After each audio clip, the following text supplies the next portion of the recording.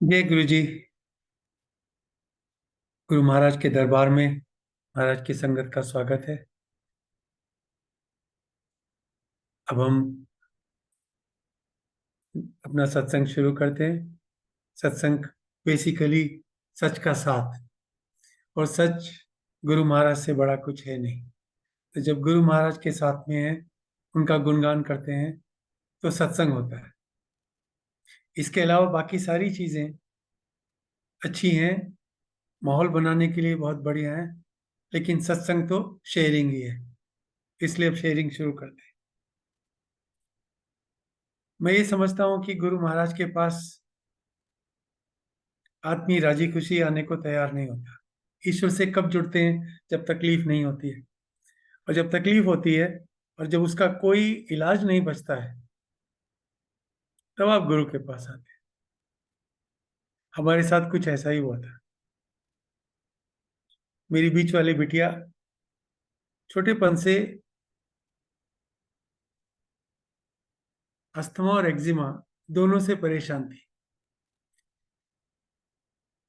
और हम लोगों ने करीब 12-13 साल उसका हर तरीके का इलाज करवाया था, लेकिन कुछ हुआ नहीं। एक स्टेज हुआ ही जिसमें वो अपना 11th का एग्जाम नहीं दे पाई, और हम लोग समझ नहीं पा रहे थे इसका क्या होगा। उस समय हमें महाराज का मैसेज मिला, मेरी एक कलीग के थ्रू, जो मिनिस्ट्री डिफेंस में काम करते थे। उन्होंने मुझे बताया कि कमांडर एक गुरुजी हैं, और वो आपकी बेटी को ठीक कर देंगे। वो बहुत पावरफुल है। नॉर्मली आप इन चीजों में यकीन नहीं करते हैं, लेकिन आप अपनी बेटी के लिए तो कुछ भी करेंगे। और मैं तैयार हो गया, क्योंकि मुझे पता था कि अगर कहीं भी कुछ भी किया जा सकता है तो किया जाना चाहिए। मैंने उसे कहा कि आप मुझे ले चलो जहां भी आपने ले जाना है। उन्होंने कहा अगली बार जब मैं जाऊंगी तो आपको साथ लेकर जाऊंगी। उस रात मुझे एक सपना आया कि हम दोनों कहीं गए हैं, और एक मिनट,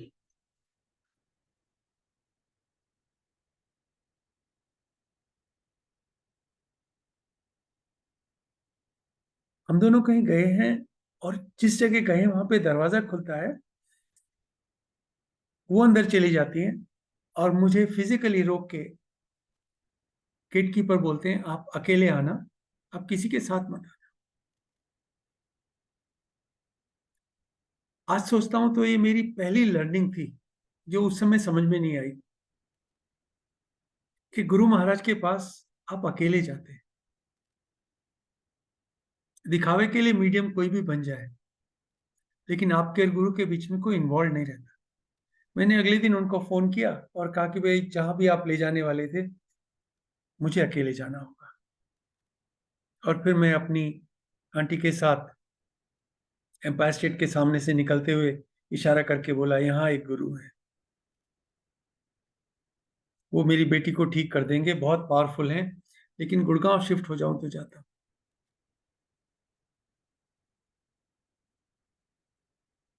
26 जनवरी 2001 को मैं गुड़गांव शिफ्ट हुआ।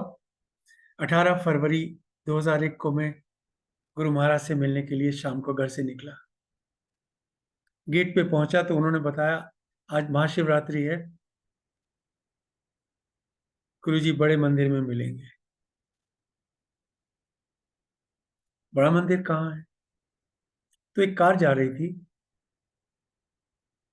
रेड लाइट थी उसके ऊपर, और मुझे बताया इसका पीछा करो, ये वहीं जा रहे हैं।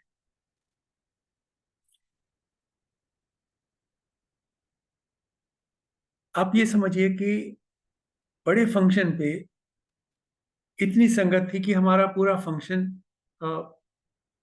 जो आज की किचन और दरबार हॉल के बीच की स्पेस है, उसमें हो जाता था। थोड़ी सी देर लगी, कार पार्क की, लाइन में लगे और महाराज के दरबार में आ गए। गुरु महाराज को पहली बार देखा तो पहला थॉट आया कि ये एम्पायर स्टेट वाले गुरुजी नहीं हो सकते, क्योंकि महाराज की अपीयरेंस गुरुओं वाली नहीं थी। हम लोगों का एक परसेप्शन है गुरु कैसा दिखना चाहिए, लेकिन वो वैसे नहीं दिख रहे थे। ये अलग बात है कि जो एटमॉस्फियर था वो बहुत डिवाइन था, एकदम दिव्यता से भरा हुआ। गुरु महाराज की ऑरा, उनकी ऊर्जा, उनकी फ्रेग्रेंस, उनकी दिव्यता चारों ओर फैली हुई थी। मुझे याद है, मैंने एक संगत जो मेरे सामने लाइन में लगे थे उनके कंधे पे हल्के से टैप किया और पूछा था, ये एम्पायर स्टेट वाले गुरु जी? तो उन्होंने मुझे धीरे से बोला, अंकल सही जगह आ गए हो, यहां से कहीं मत जाना। ये मेरा गुरु के दरबार में डिफाइनिंग मोमेंट था। ये दो लाइनें जब भी सत्संग करता हूं हमेशा दोहराता हूं। उस संगत से जो गुरु जी से अब जुड़े हैं, बाद में जुड़े हैं, आप सही जगह आ गए हो और यहां से कहीं जाने की जरूरत नहीं है।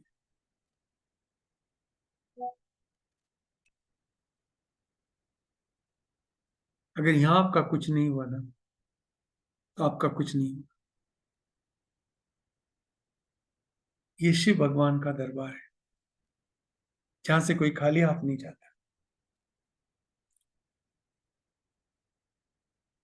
दूसरा, एक आदेश मिला कि गुरु की आज्ञा के बिना घर मत जाना। आज्ञा कैसे मिलेगी पता नहीं, मैं किसी को जानता भी नहीं, लेकिन मिल जाएगी। और कुछ वैसा ही हुआ। जब तक आज्ञा मिली, जब तक घर पहुंचा, सुबह के 2:30 बज गए थे।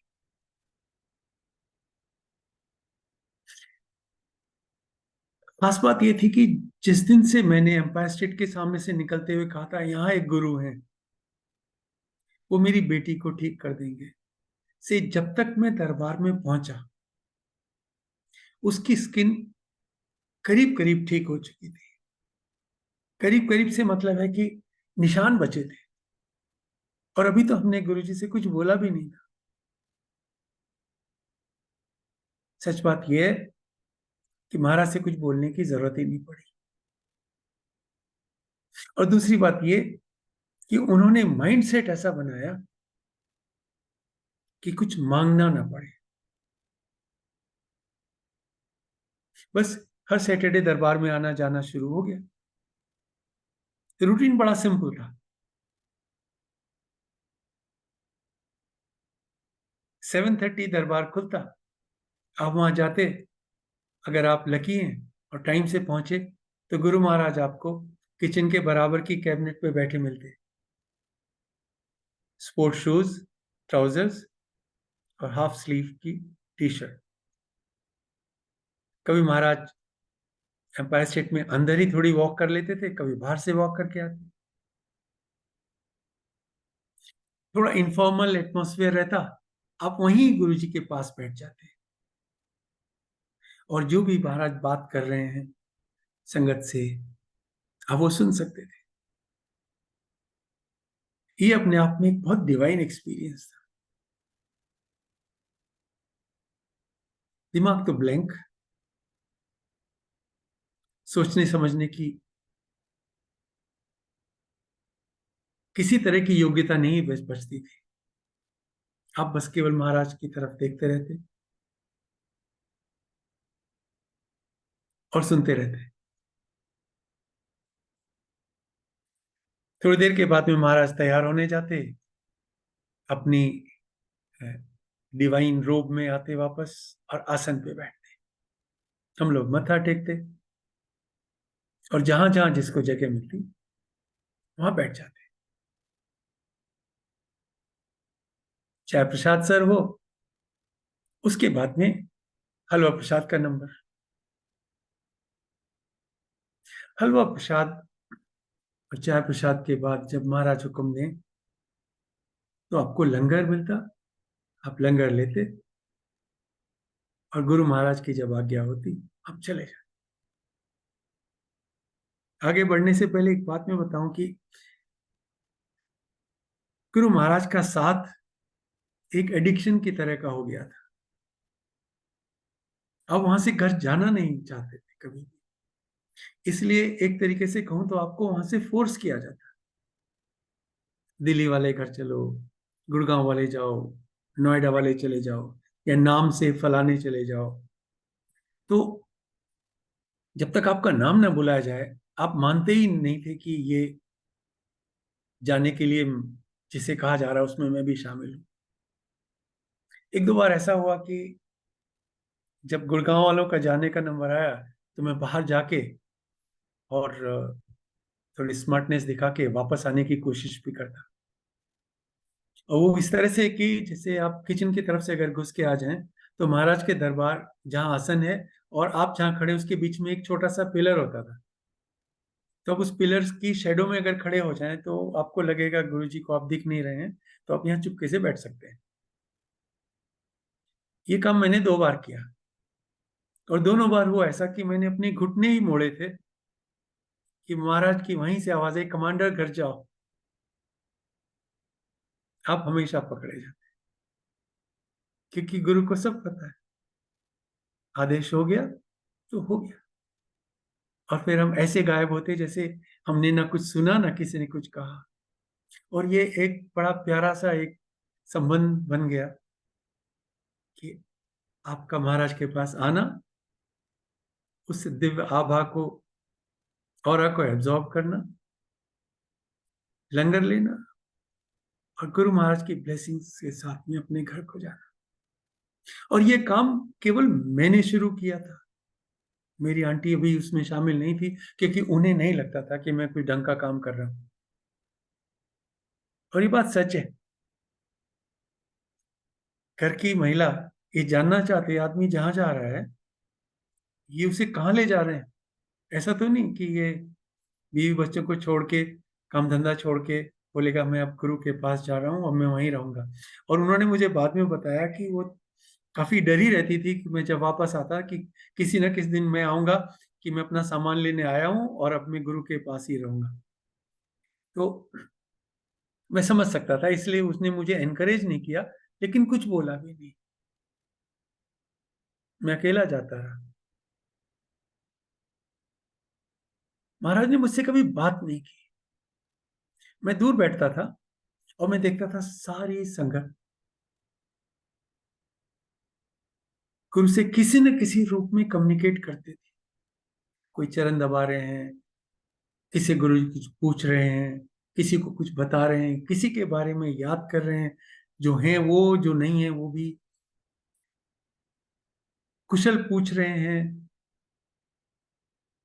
आशीर्वाद दे रहे हैं, देख रहे हैं। मेरी तरफ ऐसा कुछ होता नहीं था।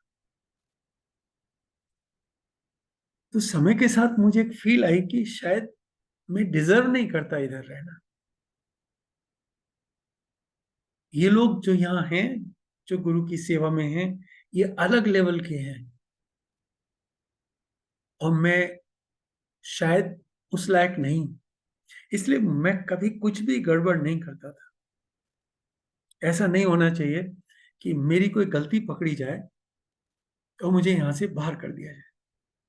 तो मैं जितना पीछे हो सकता था उतना बैठता, महाराज के रूम के दरवाजे के पास, म्यूजिक सिस्टम के पास में बैठा रहता था, नीची निगाहें रखता, और कभी गुरु महाराज की तरफ देखने की कोशिश भी नहीं करता। ये अलग बात है कि जीवन में वो सारी चेंजेस आने लगी थी जो आपके जीवन में तब आनी चाहिए जब आप किसी डिवाइन से जुड़ जाते हैं। उसके लिए कहने सुनने की बात नहीं थी। परिवार की वो काम जो आपके अटके रहते हैं अपने हिसाब से ठीक होने लगती है। रोजमर्रा की चीजों में आपको गुरु महाराज का इन्फ्लुएंस दिखने लगता है।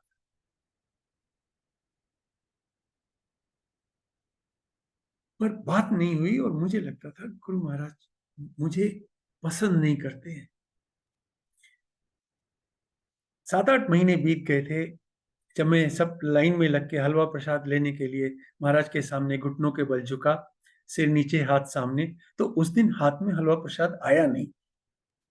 मुझे बहुत विविडली याद है वो मोमेंट कि, और मैं लाइक फ्रोजन सा सामने हूं, ऊपर देख नहीं रहा हूं और हाथ सामने है।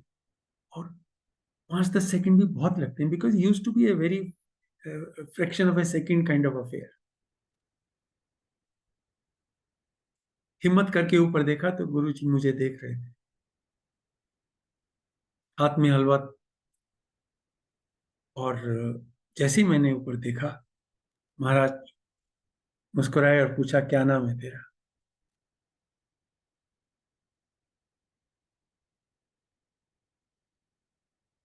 पहला थॉट तो ये आया कि हलवा नहीं मिलने वाला है और अब शायद तुम्हें बोलेंगे जाओ यहां से। पर वो थोड़े स्माइल कर रहे थे इसलिए इतना डर नहीं लगा। मैंने उन्हें बताया, गुरुजी मेरा नाम राजकुमार है। क्या करता है? मैंने बोला, गुरुजी मैं फौज में कमांडर था, रिटायर हो गया। महाराज ने मेरे हाथ में हलवा रखा और बोले आ जाया कर।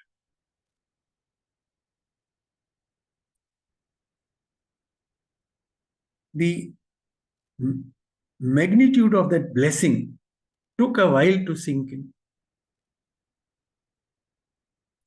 जैसे मैं खड़ा हुआ, एक तो गुरुजी ने पंजाबी में बोला तो अपने को आती नहीं थी, और मैं बाहर की तरफ जाने लगा तो एक संगत जो साइड में खड़ी थी, उन्होंने मुझे बोला, कमांडर कॉन्ग्रेचुलेशंस, आपका एडमिशन हो गया है। दैट वाज द डे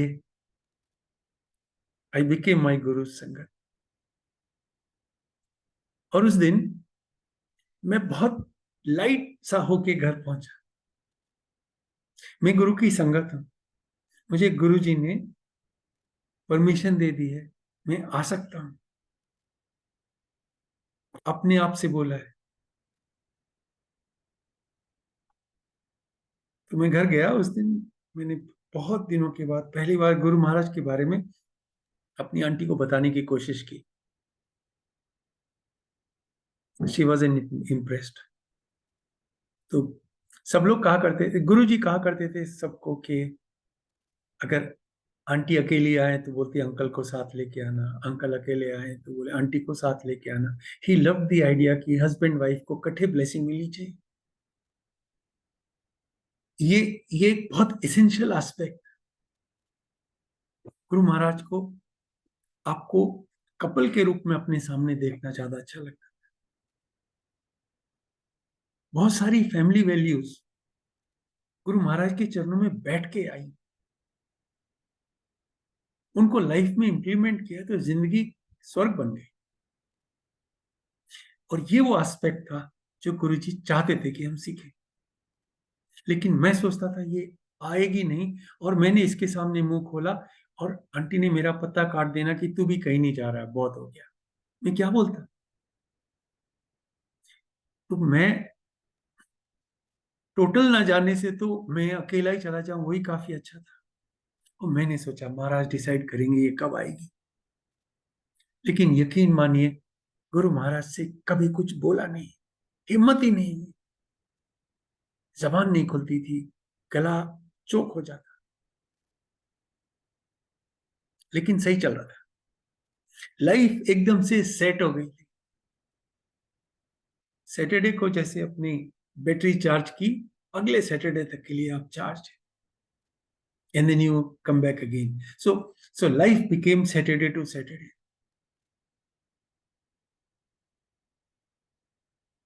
एक बार क्या हुआ, महाराज पंजाब चले गए, और क्योंकि संगत आपस में बात नहीं करती थी और मैं तो किसी से कुछ कहता ही नहीं था, मुझे पता ही नहीं चला गुरुजी पंजाब गए हुए। तो एम्पायर स्टेट का गेट बंद रहता,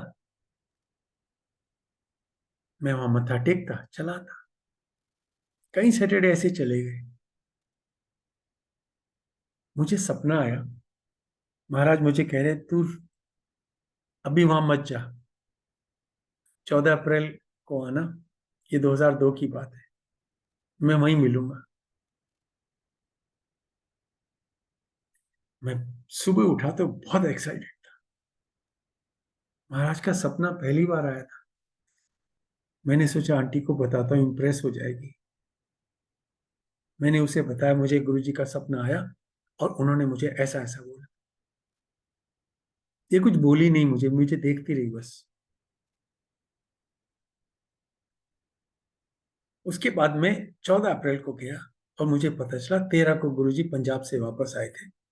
14 को पहली संगत थी और महाराज का कहा हुआ बिल्कुल सही था। इस बार मैं घर आके फिर बोला, आपको पता है सपने का, आज गुरुजी मंदिर में आए थे और 13 तारीख को आए थे और 14 को पहली संगत।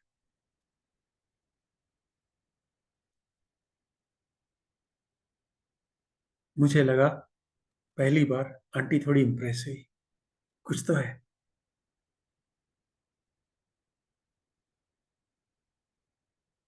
उसके बाद काफी समय बीत गया। एक दिन सुबह आंटी बेड के किनारे पे जगी हुई बैठी थी। सुबह के 5 बजे होंगे, मैं जगा, मैंने पूछा क्या हो गया। तो बोली घर में चोर घुस आया है और मैंने ढूंढा और मिला नहीं। मैंने कहा मुझे जगाना चाहिए था।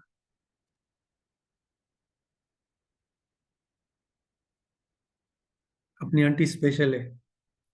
घर में अगर चोर है तो सबसे पहले अपने हस्बैंड को छुपा दो, इस बेचारे को कुछ ना हो जाए। इसे मत बताओ, मैं खुद ही देख लूंगी। एनीवे, हम लोगों ने दोनों ने मिलकर घर में ढूंढा, सारे दरवाजे अंदर से बंद थे, कोई नहीं आ सकता था। House was locked from inside, every door was bolted. मैंने सोचा इसको कुछ तो नाइट मेरे टाइप कुछ हुआ होगा, और शी इंसिस्टेड, नहीं मैं जगी हुई थी। मैंने उसे पूछा अच्छा चल बता कैसा था चोर। अब मैं सोचा चलो इसको थोड़ा हल्का फील कराते, टाइम पास हो जाएगा, होता है। एंड शी स्टार्टेड डिस्क्राइबिंग मी। एक सुंदर सा गंजा सा आदमी था, बहुत गोरा था और बड़े रॉयल से कपड़े पहने थे, और फ्रिज के सामने अपने हाथ सामने फोल्ड करके मुस्कुरा के सारे घर को देख रहा था। और ड्राइंग रूम में लाइट नहीं थी, पर यह समझ में नहीं आया कि उसके चारों तरफ रोशनी थी। उस जमाने में महाराज के स्वरूप नहीं मिलते थे। You could not just print it from anywhere. मेरा माथा ठनका, हो ना हो इसने महाराज को देखा है। And that was the first time after so many months held her hand, made her sit next to me on the bed, and I said, भगवान बैठ, अब मेरी बात सुन। आज घर में जो आए हैं वो कोई चोर नहीं है, वो मेरे गुरु महाराज हैं। और मैं सच बताऊं, तुझे बुलाने आए हैं, क्योंकि आप वैसे आ नहीं रहे हो। He just came to give you darshan, और आप मेरे साथ चलो। एक प्रॉमिस है कि अगर ये वो नहीं है तो आपको दोबारा जाने को नहीं बोलो। She agreed. नेक्स्ट सैटरडे हम दोनों गए। Trust me, I was so excited, I wanted to show Maharaj मैं अपनी आंटी के साथ आया हूं। कहीं ना कहीं मुझे ये अंदाजा था कि अंकल लोगों को ब्लेसिंग आंटी के थ्रू ही मिलती है, इसलिए मैंने सोचा इसको साथ ले चलता। हम दोनों पहुंचे। जैसे ही हम मुड़े, महाराज आसन पे थे। इसने गुरु महाराज की तरफ देखा, मेरे कान में धीरे से बोली, यही है, यही थे उस दिन।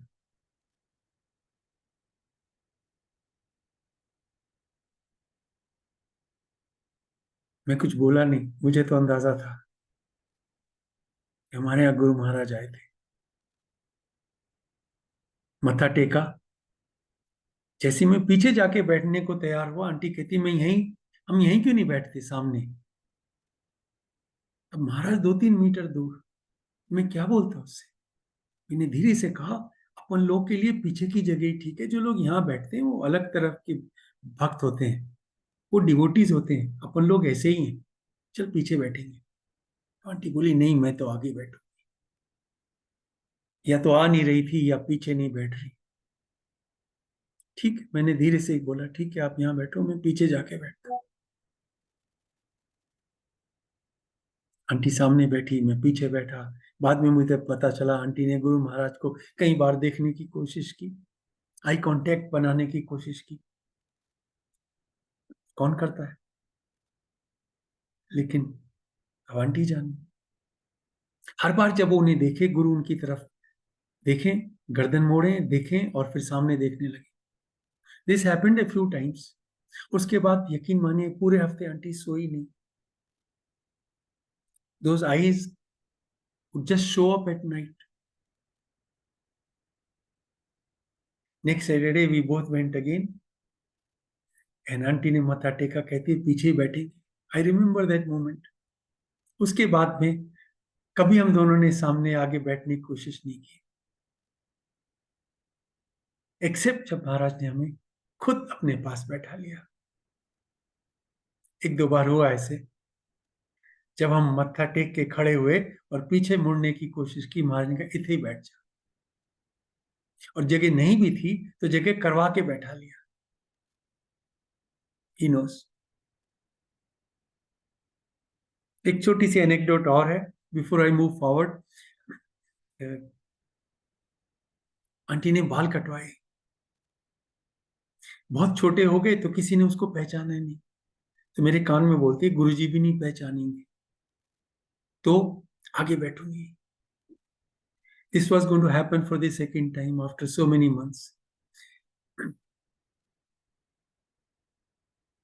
बहुत अर्ली इन लाइफ में एक सबक सीख चुका था कि अपनी आंटी के साथ आर्ग्यूमेंट नहीं करना चाहिए। You never win. सो ये फ्यूटाइल है। तो मैंने कहा ठीक है, महाराज जाने तू जाने, मुझे बीच में मत डाल, बैठा।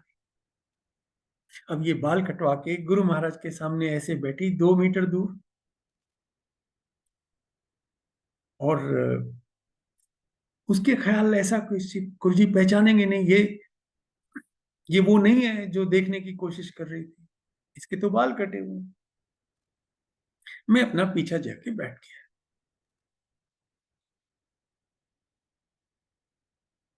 गुरुजी ने आंटी को देखा, सिंगला अंकल की तरफ इशारा किया, बुलाया, उनके कान में कुछ बोला और अंकल आंटी के पास आए। बस सोचिए थोड़ा सा डिस्टेंस रहा होगा, सेकंड्स की बात थी, लेकिन आंटी डर गई, कुछ तो गड़बड़ हो गई है।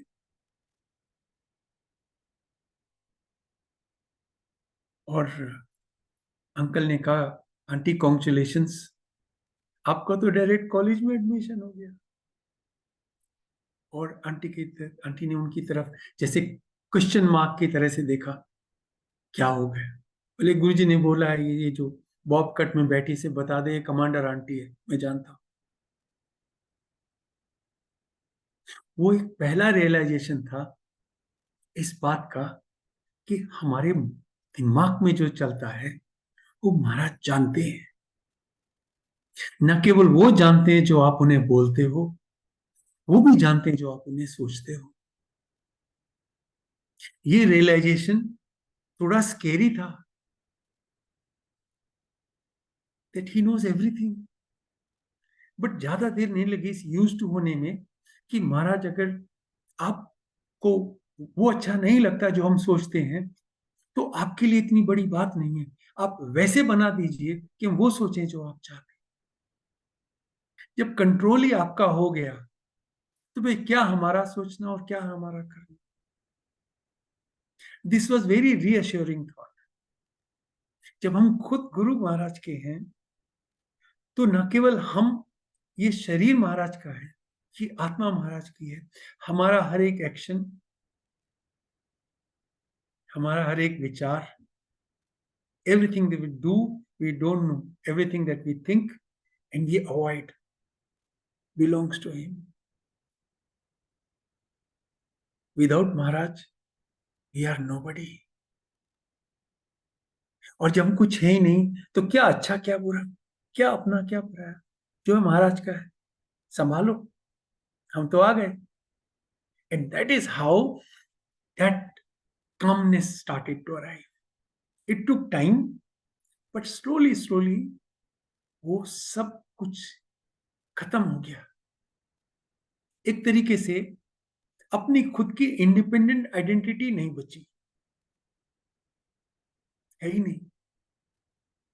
टाइम लगता है लेकिन होता है। इसमें आपको कुछ करना नहीं है।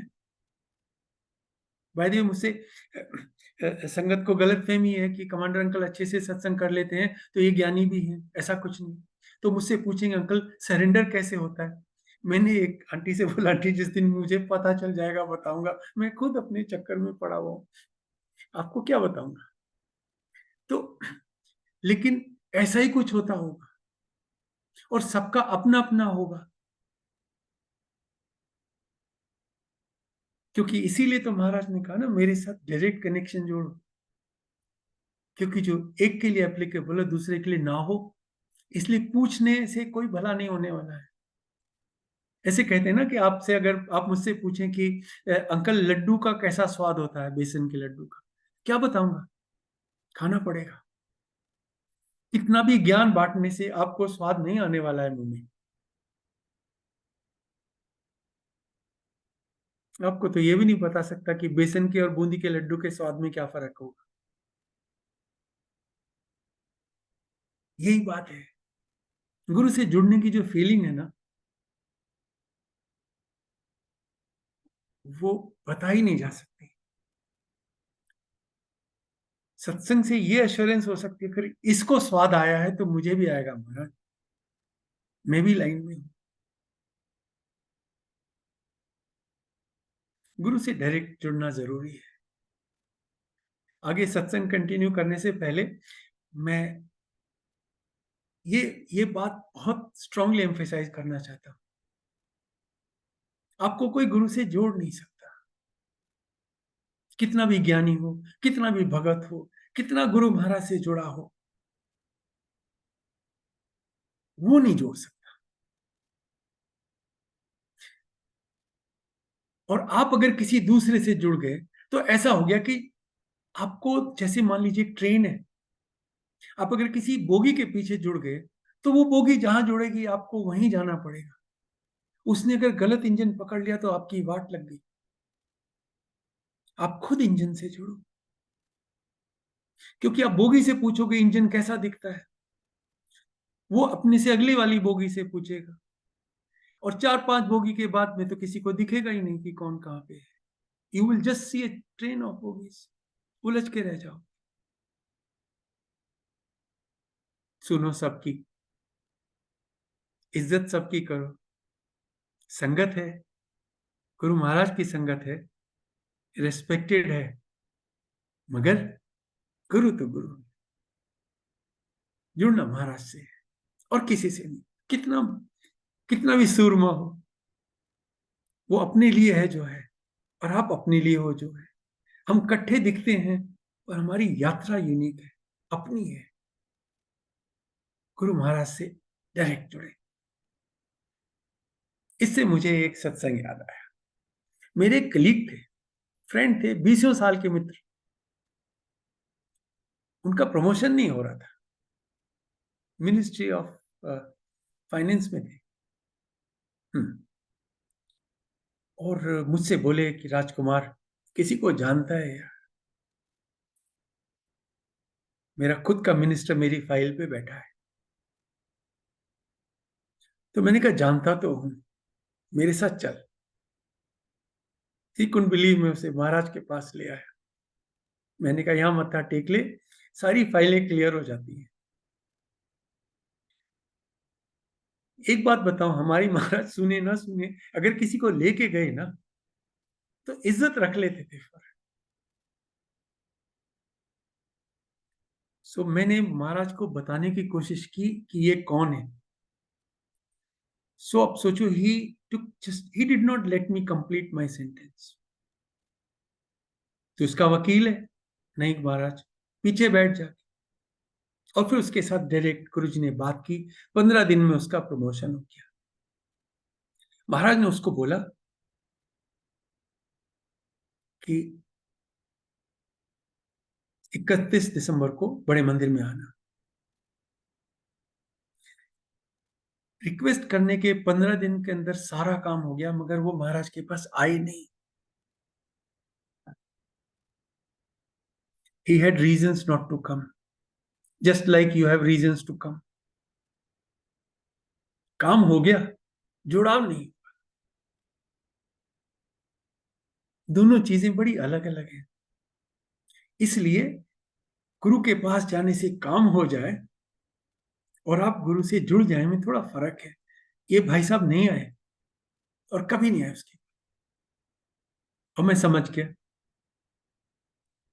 काम कर दिया महाराज ने, भगत को डिसअपॉइंट नहीं किया, लेकिन उसको चलता किया। गुरु से जुड़े और गुरु के लिए प्यार नहीं आया, मतलब महाराज ने पत्ता काट दिया। Thank you so much. इसलिए कहता हूं महाराज से डायरेक्ट जुड़े।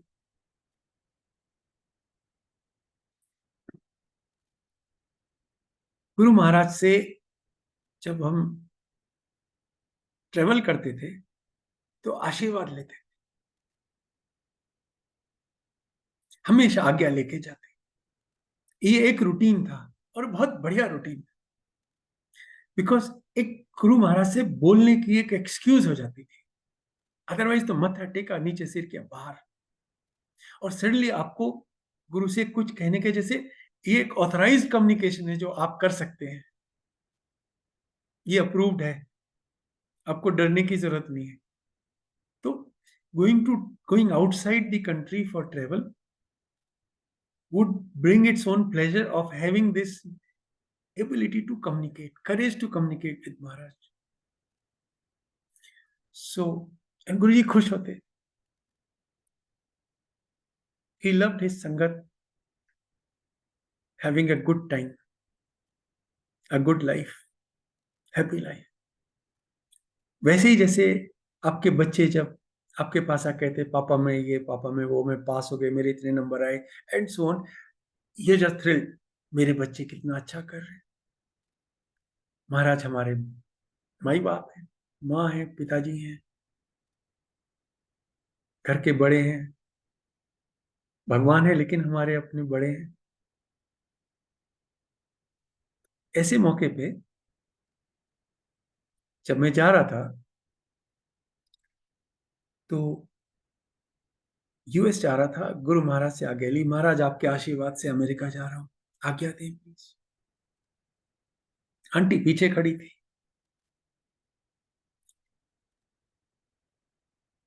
आंटी की तरफ इशारा करके बोले, इसे ले गया तू? अब मैं काम पे जाता था, मैं आंटी को कहाँ ले जाता। तो मैं कुछ बोला नहीं, मैं तो समझ गया था कि पकड़ा गया। लेकिन आंटी ने फौरन बोला, गुरुजी मुझे नहीं ले जाते। तो महाराज ने मेरी तरफ देख के कहा, ले जाना फिर, क्या हुआ, ले जाओ उसे भी। मैंने हाथ जोड़े और मैंने कहा, जी गुरुजी, और क्या कहता। फिर आंटी की तरफ देख के कहते हैं, ये तुझे लेके जाएगा। और हम दोनों चले गए। पर मैं तो जा ही रहा था, आंटी का तो वीजा भी नहीं हुआ था, मैं कैसे ले जाता। फिर मैंने सोचा ठीक है, महाराज ने बोल दिया, आंटी का दिल रख दिया, मैं काम करके आता हूँ, बात आई गई होगी। अमेरिका से वापस आके मैंने माथा टेका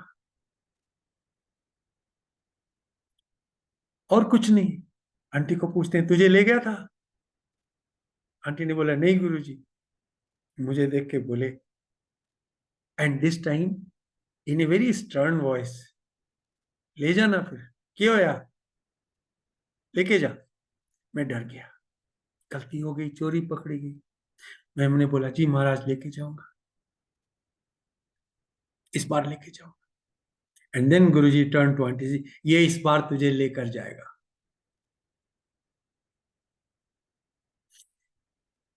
ये बात अर्ली 2007 की थी। मेरी जब अगली ट्रिप आई वो सितंबर 2007 हो गया था। महाराज चोला छोड़ चुके थे। जाने से पहले समाधि के सामने हाथ जोड़े मैंने, महाराज आंटी को लेके जा रहा, आज्ञा चाहिए। और फिर 4 दिन की ट्रिप थी, लेकिन मैंने कहा मुझे नहीं पता क्या है, मगर आप साथ जा रहे हो। हम बस गए और आए, और महाराज के सामने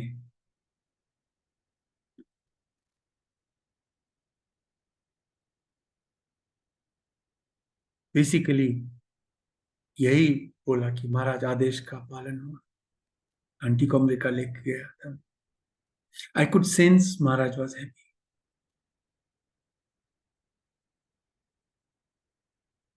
इसी तरीके से एक बार मैंने 2 लॉकेट बनवाए महाराज के स्वरूप के साथ, और ये 2006 की बात है, एंड 2006। महाराज के पास में उनको लेके गया ब्लेस कराने के लिए। महाराज ने हाथ में लिया और बोले किस किस के हैं। मैंने कहा गुरुजी एक मेरा है और एक मेरे दामाद का है। तो आंटी की तरफ इशारा करके बोले और आंटी का। मैं फिर पकड़ा गया। आंटी का तो लॉकेट हमने सोचा ही नहीं। अब मैं सिर नीचे को रखे, मुंह ऊपर को देखा ही नहीं। तो महाराज ने उसके बाद कुछ नहीं बोला, समझ गए मैसेज जा चुका है। और मैंने कुछ नहीं बोला, लेकिन प्लेस करके जो लॉकेट वापस मिले, मैंने आंटी से बोला तेरे भी जब तक नहीं बनेंगे तब तक मैं इन्हें नहीं पहनूंगा।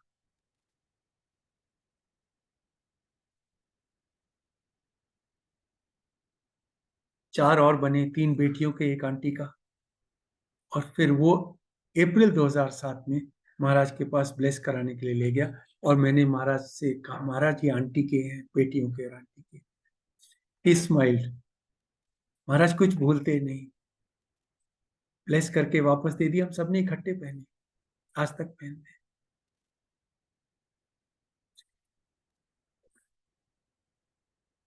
आप इन चीजों को लिंक करके देखिए। गुरु महाराज का इंसिस्ट करना कि आंटी को साथ लेके आओ, अकेले मत आओ मंदिर में आशीर्वाद लेने के लिए। कहीं बाहर जा रहे थे तो आंटी को साथ लेके जाओ। लॉकेट बनवाने थे तो उसका भी होना चाहिए। ये सब किधर पॉइंट आउट कर रहे हैं? पहले हम खाली सुना करते थे। आपने शायद संस्कृत का वो श्लोक सुना होगा, यत्र नार्यस्तु पूज्यन्ते रमन्ते तत्र देवता। हमारे कॉन्टेक्स्ट में जिस घर में आंटियों का सम्मान होता है, वहाँ गुरुजी रहते हैं। जहाँ नहीं होता है ना, वहाँ नहीं रहते। आपको गुरु की ब्लेसिंग चाहिए तो बहुत बाहर हाथ पैर मारने की जरूरत नहीं है। अपने घर में कलेश करने वाले अंकल को चपेड़ पड़नी है। तो मेरा तो बड़ा सिंपल सा हिसाब किताब है जी। अब मुझे जब गुरु महाराज को खुश करना होता है, ऐसे सोचता हूँ महाराज थोड़ा सा ध्यान रखो ये क्या हो रहा है, तो मैं और कुछ नहीं बोलता हूँ। मैं इसको बोलता हूँ भगवान चल घूमने चलते हैं, तुझे घुमा लाता हूँ कहीं पे। तो 3 दिन 4 दिन इधर उधर घुमा के वो खुश हो जाती है। वाके वापस महाराज को बोलता हूँ गुरु जी आंटी को घुमा लाया हूँ, थोड़ा ख्याल करो। सो अर्जी घर में ही लग जाती है, ज्यादा हाथ पैर मारने की जरूरत नहीं होती। तो मुझे नहीं पता कितने अंकल लोग सुनते हैं ये मैसेज, सारे होने अंकल लोगों के लिए हैं, और सुनती हैं सारी आंटियां। तो बेसिकली गुरु महाराज परिवार को ब्लेस करते हैं। तो आज के सत्संग के टेक अवेज जो हैं उनको शुरू से गिनाना शुरू करूं। सबसे पहला ये कि गुरु आपको अपने पास बुलाते हैं, आप नहीं चाहते। और जब तक गुरु नहीं बुलाते, आप कुछ भी कर लें, आप गुरु महाराज से नहीं जुड़ने वाले हैं। गुरु महाराज को पाने के लिए कोई रिचुअल नहीं है। गुरु का कनेक्ट दिल का कनेक्ट है। आप और कुछ नहीं कर सकते, अगर केवल प्यार कर सकते हैं गुरु से, काफी है। बाकी अगर कुछ आता कि नहीं आता, कोई बात। सत्संग करते हैं तो शेयरिंग जरूर कीजिए, बाकी चीजों में भी इतना खुशी। अपने घर में अपनी आंटी के साथ प्यार से रहिए। जैसे शिव जी महाराज, शिव पुराण में अगर आप देखें तो जैसे वो माँ पार्वती के साथ एडजस्टमेंट करके रहते हैं ना, कुछ ज्यादा बोलते नहीं है, वैसे ही मांगने की जरूरत नहीं है। ही नोस, बिन बोलिया सब कुछ जानता। आपके मन में क्या चल रहा है वो जानते हैं, तो आपको उन्हें अपनी बात बताने की जरूरत नहीं, इसलिए गुरु से मांगने की जरूरत नहीं। आपके लिए जो सही है, अपने आप से महाराज ख्याल रखेंगे।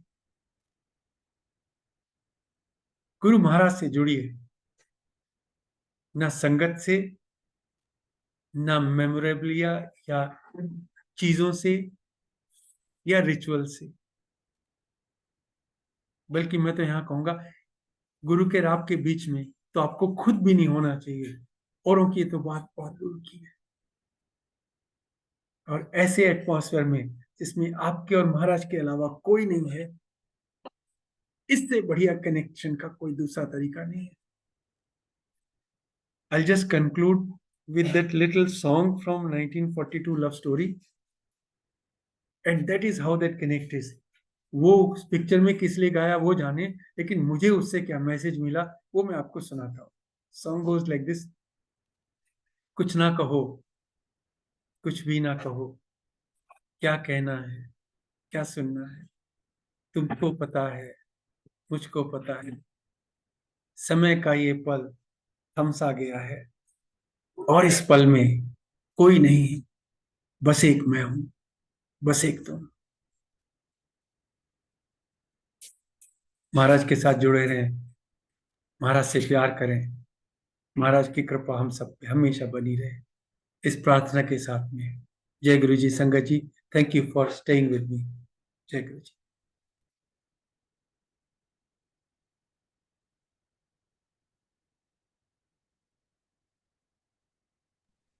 जय गुरु जी अंकल जी, अनंतम अनंतम शुक्राना, सच ब्यूटीफुल मैसेजेस।